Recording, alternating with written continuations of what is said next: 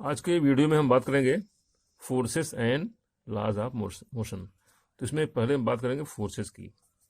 Force क्या होता है? अगर हम डिफाइन करें फोर्स को, यानी बल, तो इसको डिफाइन करें तो इट इज ए पुश और pull on the object that produces acceleration in the body on which it acts. एक हम एग्जांपल लें। मान लिया ये टेबल है, टेबल पे एक बॉडी कोई रखी हुई है ऐसे। तो अगर हम पुश करें तो क्या होगा? बॉडी जो है मूव करके यहाँ पे आ जाएगी, इधर मूव करेगी बॉडी। तो अगर पुश करें तब। एक दूसरा एग्जांपल लें। कोई बॉडी यहाँ रखी हुई है, इसको हम अगर पुल करें तो बॉडी यहाँ पे खिसक के यहाँ पे आ जाएगी। सो पुश या पुल। पुश का एग्जांपल लें, जैसे कि ट्रॉली हम पुश करते हैं तो ट्रॉली आगे बढ़ती है। पुल का एग्जांपल जैसे कि रिक्शा।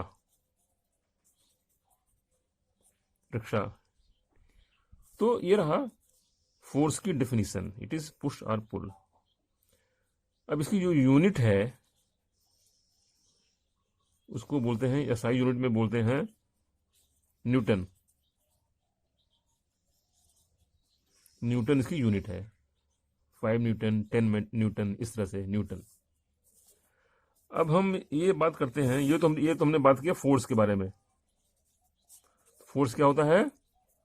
पुश और पुल। अब बात करते हैं इफेक्ट्स ऑफ फोर्सेस। फोर्सेस का क्या इफेक्ट्स है? फोर्सेस में हम एग्जांपल और भी ले सकते हैं, जैसे कि ट्रेन में जो ट्रेन का इंजन है वो फोर्स लगाता है और ट्रेन आगे बढ़ती है, ट्रेन चलती है।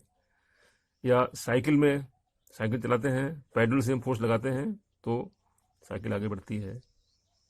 या बहुत सारे ऐसे एग्जांपल हैं जहां पर कि हम फोर्स लगाते हैं और चीज आगे बढ़ती है। तो फोर्सेस के क्या क्या इफेक्ट्स हैं? Effects of forces on a body. तो क्या क्या इसके इफेक्ट हो सकते हैं?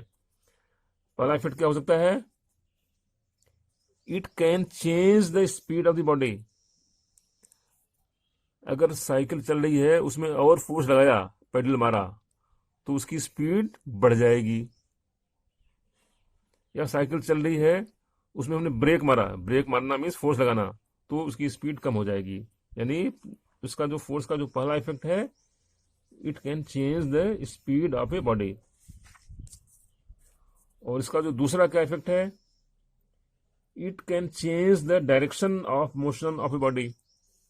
अगर एक, मान लिया एक डायरेक्शन में कोई चीज चल रही है, मान लिया इधर चल रही है, तो अगर हमने फोर्स यहां लगा दिया तो इसका मूवमेंट इधर चालू हो जाएगा। तो ये डायरेक्शन भी चेंज कर सकती है, दूसरा। और तीसरा क्या हो सकता है कि it can change the shape of a body. कोई बॉडी है, उसमें फोर्स लगाएं तो उसमें शेप चेंज हो सकता है। जैसे मान लिया कि यहाँ पर कोई चीज पड़ी हुई है, अगर हमने यहाँ पे फोर्स लगाया तो अभी इस तरह से है, तो वो चीज हो सकता है कि इस तरह से चपटी हो जाए, ये हो जाए। फोर्स लगाने से ये चीज इस तरह से आ सकती है, चपटी हो सकती है। या जिस तरह से हम फोर्स लगाते हैं, जैसे मान लो लोहार है, लोहार क्या करता है? पीट पीट करके उसका जो है फोर्स लगा करके उसका शेप चेंज कर देता है। सोना है, सोना को अगर मान लिया दबाएं तो क्या उसकी चद्दर बन जाती है। तो इस तरह से उसकी शेप भी चेंज हो जाती है। तो इसके 3 हो गए इफेक्ट। पहला स्पीड चेंज करना, बढ़ाना घटाना। दूसरा डायरेक्शन चेंज करना। तीसरा शेप चेंज करना। तो ये हो गया। फोर्सेस 2 तरह के होते हैं, एक होता है बैलेंस्ड फोर्स, दूसरा होता है अनबैलेंस्ड।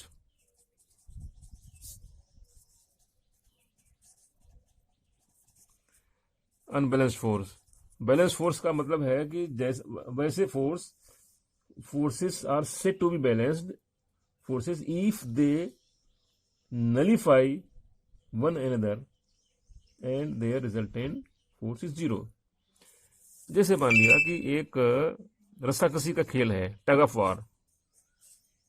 ये रस्सी है मान लिया, इधर भी बच्चे खींच रहे हैं, इधर भी बच्चे खींच रहे हैं। अगर दोनों फोर्सेस अगर मान लिया इक्वल होंगे तो बॉडी, तो ये रस्सी न तो इधर जाएगी न इधर जाएगी, तो क्या होगा, दोनों फोर्स आपस में नलीफाई कर दिया और वो चीज वहीं पर है। So that will be called as balance force. तो इसका एग्जांपल क्या है, टग ऑफ वार, रस्साकसी। ये हो गया बैलेंस फोर्स का। और अगर मान लिया इन दोनों टीमों में कोई एक टीम ज्यादा तगड़ी हुई, तो क्या होगा, जो ज्यादा तगड़ी टीम होगी वो खींच लेगी, तो ये चीज इधर चलने लगेगी। उसको बोलते हैं unbalance force. So unbalance force का मतलब when two opposite forces acting on a body move a body in the direction of greater force or force which brings motion in the body, then it is called as unbalanced force. तो unbalance force में क्या होता है कि दोनों में से एक फोर्स ज्यादा होता है, greater, one force is greater than the other, then the body moves towards the greater force. तो ये हो गया अनबैलेंस फोर्स। तो फोर्स दो तरह के हो गए, बैलेंस फोर्स और अनबैलेंस फोर्स। बैलेंस में क्या होता है कि दोनों फोर्स इक्वल और अपोजिट होते हैं, और अनबैलेंस में क्या होता है कि एक फोर्स दूसरे से ज्यादा होता है। तो हमने टग ऑफ वार देख लिया, तो उसमें दोनों तरह के उसमें एग्जांपल हो गए। उसमें बैलेंस तब जबकि दोनों बिल्कुल इक्वल है, मूव ना करे। अनबैलेंस तब जबकि इसमें से एक को ज्यादा हो जाए। तो इस तरह से हम अगर हम बैलेंस फोर्स के बारे में और देखें तो क्या होता है कि बैलेंस फोर्स में इसमें क्या क्या इसकी जो है इसमें क्या क्या होता है। जैसे मान लिया कि बैलेंस फोर्स में उसमें किसी तरह का चेंज ऑफ स्टेट नहीं होता। अगर दोनों फोर्स बैलेंस है रस्साकसी में तो वही का वही रहेगा, नहीं बदलेगा। अगर कोई बॉडी मान लिया दोनों साइड से अगर पुश किया जाए, दो फोर्स लगाएं, दोनों फोर्स इक्वल हों, तो वो बॉडी वहीं रहेगी। और दूसरा, बैलेंस फोर्स में दोनों forces both are equal and opposite in direction. और तीसरा, रिजल्टेंट दोनों का जीरो होता है। और चौथा, इसमें शेप एंड साइज जो है ऑब्जेक्ट का चेंज हो सकता है। तो ये हो गया बैलेंस फोर्स। अनबैलेंस फोर्स में क्या होता है, इसमें जो रिजल्टेंट फोर्स जो होता है it is greater than zero. Zero नहीं होगा, जो अनबैलेंस फोर्स होगा उसका जो रिजल्टेंट होगा वो जीरो नहीं होगा, वो जीरो से ज्यादा होगा। और इसमें क्या होता है कि it moves the object in direction where force is greater. इसमें दो फोर्स लगा हुआ मान लिया,